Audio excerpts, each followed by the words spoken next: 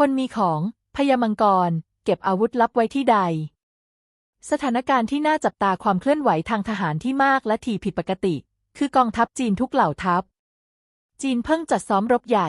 ส่งเครื่องบินขับไล่โดรนและเรือรบมากกว่า100 ลำรอบๆเกาะไต้หวัน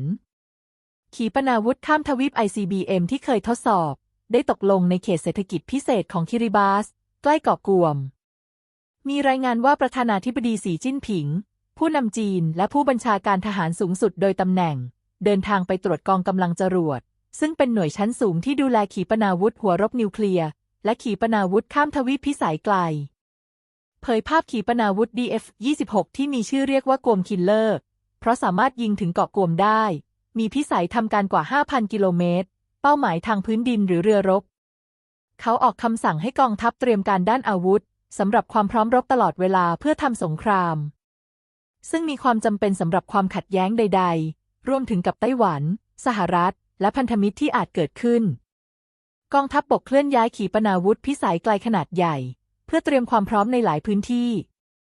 โดยประจำการอาวุธที่สามารถโจมตีถึงเกาะไต้หวันหลายรุ่นเช่นขีปนาวุธหลายลำกล้องรุ่น PHL-16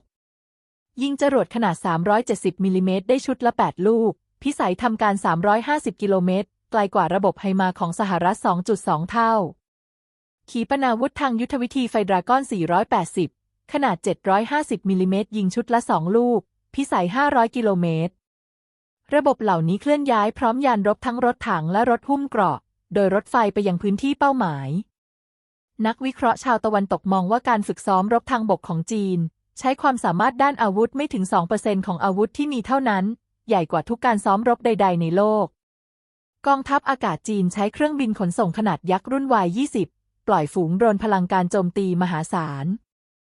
ไม่ใช่การทิ้งระเบิดธรรมดาแต่สามารถกวาดล้างทำลายอุปสรรคที่ขวางหน้าทั้งหมดออกไปเครื่องบินขับไล่ล่องหนทุกสภาพอากาศรุ่นที่ 5เครื่องยนต์เจ็ตคู่คือ J-20 ที่รู้จักกันในชื่อ Mighty Dragon หลังแสดงการบินสหรัฐบอกว่าเครื่องบินทั้งสองลำบินใกล้กันเกินไปไม่ปลอดภัยและไม่เป็นมืออาชีพคำว่ามืออาชีพอาจจะหมายถึงล้อยางแตกจมูกเครื่องจูบพื้นดั้งหักหม่งโลกบ่อยหรือลงว่ายน้ำทะเลกองทัพเรือใช้กองพลยานเกราะสะเทินน้ำสะเทินบกยิงปืนใหญ่อัตราจรขนาด122มิลลิเมตรขณะอยู่กลางทะเลได้มหาวิทยาลัยจอร์จทาวน์ได้ทำการศึกษานาน3 ปีทำแผนที่ระบบอุโมงค์ใต้ภูเขาที่ซับซ้อนของจีน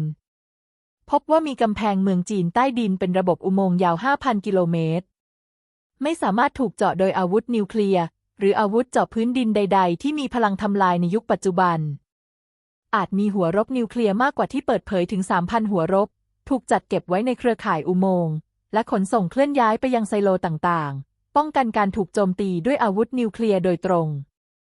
ทำให้สามารถใช้ขีปนาวุธที่ปลอดภัยเหล่านี้โจมตีข้ามทวีปตอบโต้ฆ่าศึกได้อีกหลายรอบวันก่อนเบลูซอฟรัฐมนตรีกลาโหมรัสเซียเดินทางไปเยือนกลาโหมจีนที่ต้อนรับโดยการปูพรมแดงแสดงถึงการเคารพซึ่งกันและกันอย่างแข็งแกร่งผลการหารือ2 ฝ่ายถูกปกปิดไม่เป็นที่เปิดเผยประเมินว่าจีนไม่ได้ต้องการทำสงครามแต่ต้องมีอาวุธครบมือเพื่อป้องกันไม่ให้ถูกคุกคามข่มขู่จีนและเกาหลีเหนือกำลังเตรียมพลเมืองของตนเพื่อทำสงครามแต่สหรัฐไม่ได้เตรียมพลเมืองตนเองดูเหมือนว่าต้องการรูปแบบสงครามตัวแทนมากกว่าชาวอเมริกันและยุโรปรับรู้มาหลายร้อยปีแล้วถึงขนาดกองทัพและอำนาจทางทหารของรัสเซียมาจนเข้าสู่ยุคสมัยปัจจุบันที่นาโต้31ชาติรุมยังเฉยๆแต่ปัจจุบันยังไม่มีใครรู้ถึงอำนาจทางทหารกองทัพจีนและเกาหลีเหนือในสงครามจริงๆที่ไม่ใช่การซ้อมรบสหรัฐและนาโต้เอเชียต้องลองชิมด้วยตนเองสักตั้งย้อมซาบซึ้งตราตรึงใจไปอีกแสนนานนั่นเองโปรดกดปุ่มติดตามไว้แจ้งเตือนตอนต่อไปและกดไลค์กดแชร์ไว้ดูภายหลัง